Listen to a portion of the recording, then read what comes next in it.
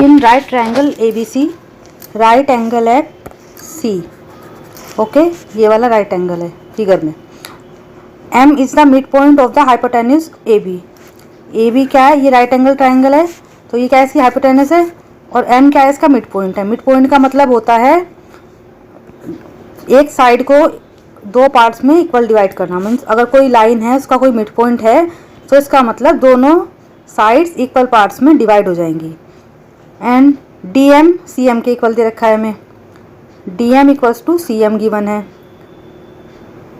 Point D is joint to point B and show that. सबसे पहले हमें triangles को कॉन्ग्रुएंट दिखाना है। कौन कौन से ट्राइंगल को कॉन्ग्रुएंट दिखाना है? Triangle AMC and triangle BMD। AMC triangle कौन सा है? ये वाला, ये ट्राइंगल है AMC। एंड सेकंड ट्राइंगल कौन सा है? BMD, ये वाला। हमें इन दोनों ट्राइंगल्स को कॉन्ग्रुएंट दिखाना है। क्वेश्चन में क्या क्या गिवन था? क्वेश्चन में गिवन था हमें DM इक्वल्स टू CM, ये हमें इक्वल गिवन था। और ये पॉइंट मिड पॉइंट था, तो ये दोनों भी साइड्स इक्वल हो गई थी। ट्रायंगल को कॉन्ग्रुएंट करते हैं। सबसे पहले लिख लेते हैं कौन से ट्रायंगल को कॉन्ग्रुएंट करना। First part, in triangle AMC and triangle BMD, DM equals to CM, ये हमें क्वेश्चन में गिवन है। सेकंड क्या है? BM equals to AM। क्यों इक्वल है ये? Because M is the mid point. M क्या है? मिड पॉइंट है। एंड थर्ड, दो चीज़ हमारी हो गई हैं। ये देखो, ये दोनों एंगल क्या है? Vertical opposite angle. Angle DMB equals to angle AMC, ये क्या है? Vertically opposite angle. हैंस हमारे दोनों ट्रायंगल कॉन्ग्रुएंट हो गए हैं।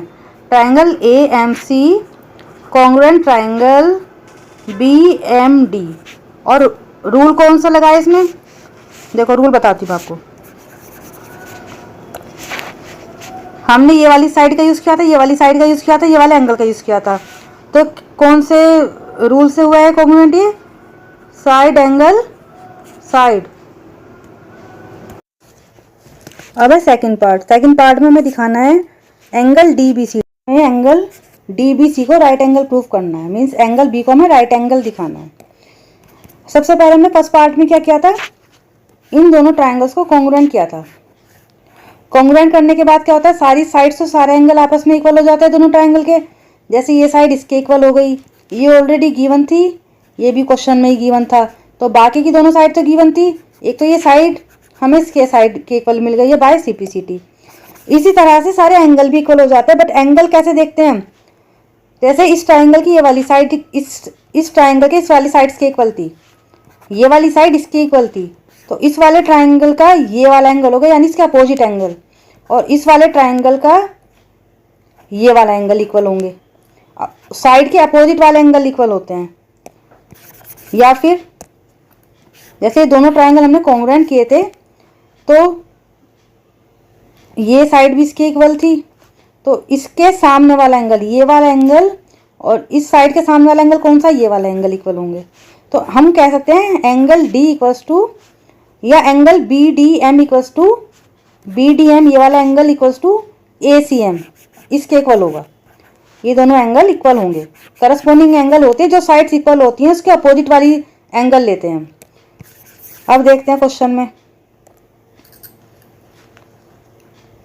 एंगल, ये वाला एंगल इसके इक्वल हो गया था क्योंकि BM इक्वल्स टू AM था, तो हम लिख सकते हैं angle BDC equals to angle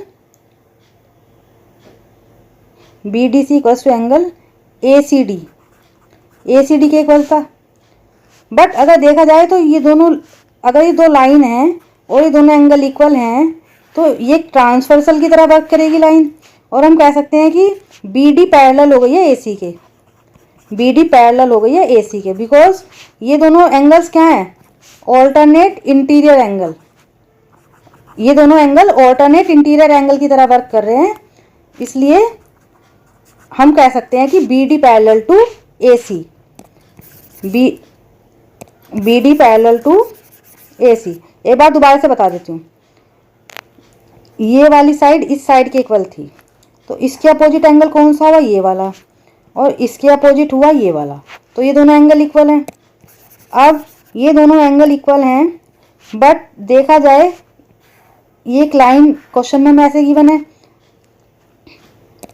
या फिर ऐसे, ये एंगल इसके इक्वल हमें करस्पॉन्डिंग बाय सीपीसीटी से मिल गया है, तो हम ये कह सकते हैं ना कि ये दोनों एंगल क्या है, बट ऑल्टरनेट इंटीरियर एंगल की तरह वर्क कर रहे हैं, तो इसका मतलब बी डी पैरेलल ए सी हो गया है। अब बी डी पैरेलल ए सी हो गया है, तो उसके बाद क्या होगा, पैरेलल लाइन हो गई है दोनों, और ये एक तरीके से ट्रांसवर्सल की तरह वर्क कर रही है, तो इन दोनों एंगल का सम कितना होगा, 180। Angle B plus angle C 180, reason co-interior angle, co-interior angle. Hence angle C तो हमें पता ही क्या है 90, तो एंगल बी भी हमारा क्या आ गया यहाँ से 180 minus 90 equals to 90। Angle B भी 90 प्रूफ हो गया यहाँ से। Now third part, triangle DBC को हमें कॉन्ग्रुएंट करना है एसीबी के। डीबीसी हो गया ये वाला ट्राइंगल एंड एसीबी हो गया ये वाला ट्राइंगल। अभी एक चीज़ तो हमने अभी प्रूफ किया है, angle B equals to angle C, अभी प्रूफ किया 90 ईच 90। सेकंड क्या होगा, बी सी जो है बेस दोनों ट्राइंगल्स का कॉमन है, तो B C equals to B C, जो कि सेम बेस है, सेम बेस भी लिख सकते हैं, कॉमन भी लिख सकते हैं, सेम बेस या कॉमन। थर्ड क्या होगा, एक तो साइड आ गई इक्वल, दोनों एंगल इक्वल आ गए हैं, और थर्ड ये वाली साइड इस वाली साइड के इक्वल है। फर्स्ट पार्ट में हमने ट्राइंगल को कॉन्ग्रुएंट प्रूफ कर दिया था, उसी से B D equals to A C by first part और सीपीसीटी, बाय फर्स्ट पार्ट या फिर सीपीसीटी। हमारे पास तीनों चीज हो गई है ट्राइंगल को कॉन्ग्रुएंट करने के लिए, एंगल भी हो गया और दो साइड हो गई हैं, तो ट्राइंगल हमारा डी बी सी कॉन्ग्रुएंट हो गया ट्राइंगल ए सी बी के। और रूल कौन सा लगा है, साइड एंगल साइड। एक बार दोबारा मैं आपको शो कर देती हूँ कैसे रूल लगाते हैं। हमने ये वाली साइड ली है, इस वाले एंगल का यूज़ किया, और ये वाली साइड ली है, एक ही ट्राइंगल से पता लग जाता है हम कौन सा रूल लेते हैं, दोनों ट्राइंगल्स को करने की जरूरत नहीं है। इसी ट्राइंगल की साइड ली है, इसी ट्राइंगल का ये वाला एंगल लिया है, इसी ट्राइंगल की ये वाली साइड ली है, तो बाय ऐसे ऐसे दोनों ट्राइंगल्स क्या हो गए हैं, कॉन्ग्रुएंट। नाउ फोर्थ पार्ट में हमें दिखाना है C M equals to half of A B. कैसे शो करेंगे, अभी हमने दो ट्राइंगल्स को कॉन्ग्रुएंट किया है थर्ड पार्ट में, ये वाला ट्राइंगल एंड ये वाला ट्राइंगल। जब दोनों ट्राइंगल कॉन्ग्रुएंट हो गए हैं तो हम